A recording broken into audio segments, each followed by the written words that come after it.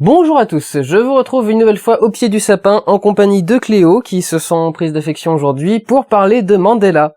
Le film réalisé par Justin Chadwick avec Idris Elba et Naomi Harris, me semble-t-il, qui retrace donc la vie de Mandela. Et on va commencer tout de suite par quelque chose que j'ai pas encore vu parce que j'ai pas trop regardé les réactions au film, mais que je vais voir, c'est évident. Si un ami me l'a fait, mais j'en ai déjà parlé à lui. On ne fait pas un film en une semaine. Le fait que le film sorte une semaine après la mort de Nelson Mandela, c'est un hasard. Alors on va le qualifier de heureux ou de malheureux, mais un film ça se fait pas en une semaine, ça se fait pas en 2 semaines, ça se fait en minimum 1 à 2 ans. Et le scénario de ce film est en écriture depuis 16 ans, depuis la sortie des mémoires de Nelson Mandela quand il était encore en prison. Donc le premier connard qui vient me dire « Oh là là, ils vont encore faire de l'argent sur les thunes de Mandela, ils vont faire un film sur machin parce qu'on en parle tout le temps, etc. » Il se prend une claque, vraiment.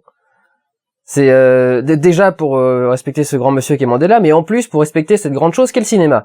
Bref, ça c'était l'introduction. Le film est vachement bien. Il est un peu long, c'est peut-être le problème, mais en même temps, le problème c'est comment est-ce qu'on traite la vie d'un mec pareil. Le film est très très bien foutu. Déjà esthétiquement, il est absolument sublime. J'ai probablement vu parmi les plus belles images que j'ai pu voir dans tous les films qui sont sortis cette année dans Mandela. Pris hors contexte, ça vient d'avoir un sens très très étrange. C'est magnifique. Il y a des effets, c'est le genre de film qui s'esthétise énormément.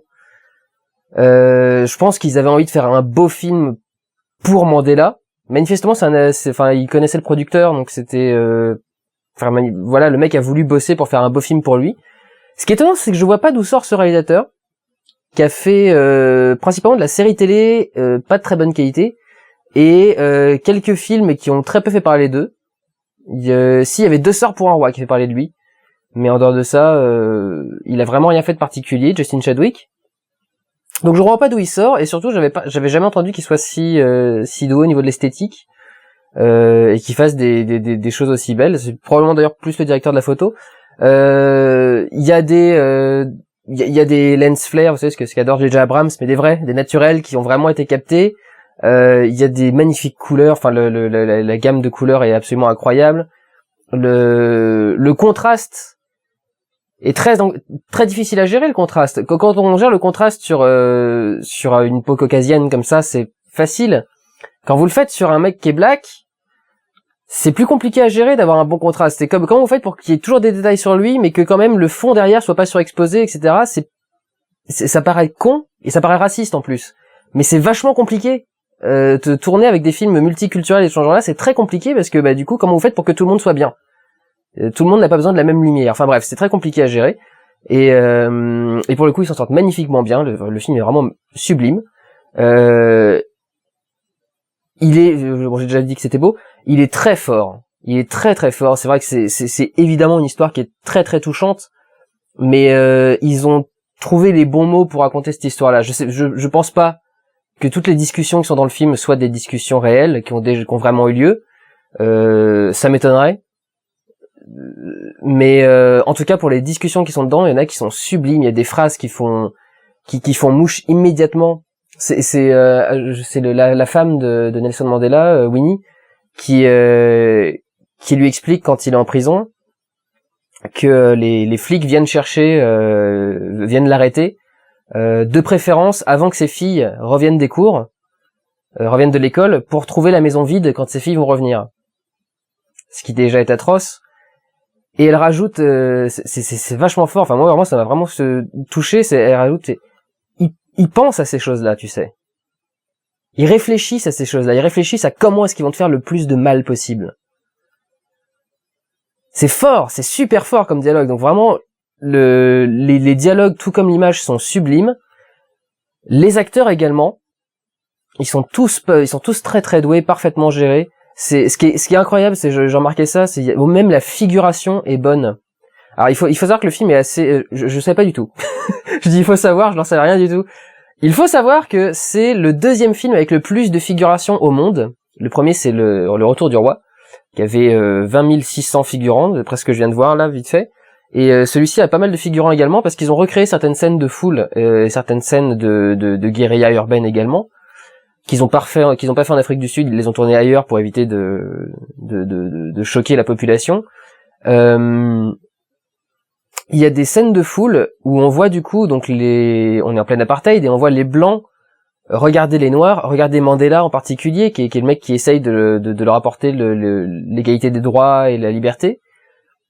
Et il y a un regard de haine dans le visage de tous les figurants blancs, de haine et de mépris. Enfin, vraiment, on voit dans leurs yeux, et c'est ça le talent des comédiens, c'est on voit dans leurs yeux qu'ils les détestent, qu'ils les considèrent vraiment comme des merdes, et qu'ils considèrent vraiment qu'on peut nettoyer le sol avec, pas seulement les faire nettoyer le sol, mais nettoyer le sol avec, et qu'ils les détestent. Et c'est vraiment, enfin, au niveau pour quelque chose d'aussi compliqué à gérer que de la figuration, surtout avec des dimensions pareilles manifestement, d'avoir ce rendu-là dans les scènes de foule, c'est incroyable. Le mec qui s'en occupait, en France c'est l'assistant réalisateur qui s'en occupe, mais dans d'autres pays c'est des gens qui sont chargés spécifiquement de ce genre de figurants.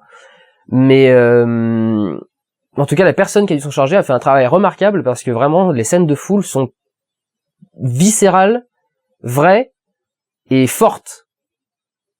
Donc c'est vraiment c'est vraiment très très beau.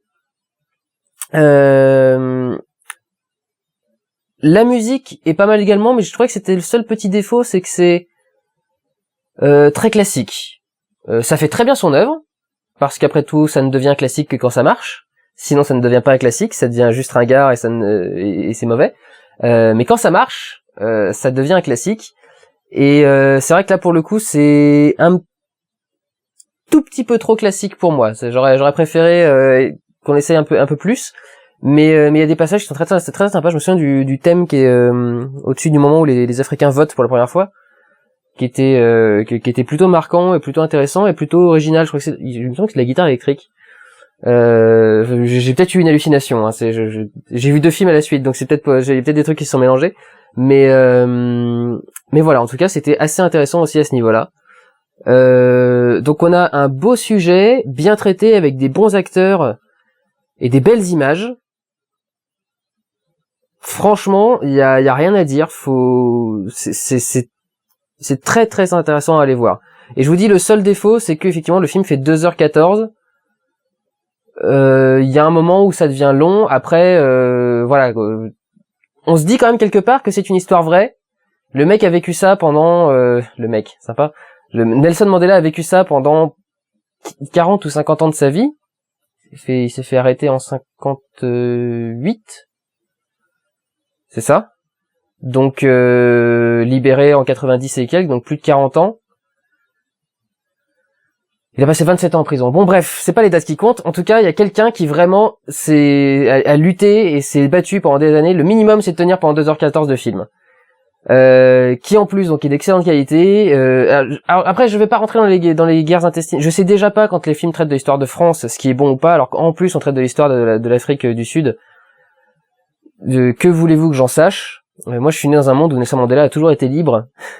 Donc, depuis que je suis né, enfin depuis que je suis conscient de ce qui se passe dans le monde politique, j'ai toujours vu Nelson Mandela libre.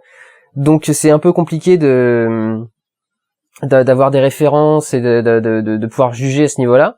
Donc, je m'y risquerai pas.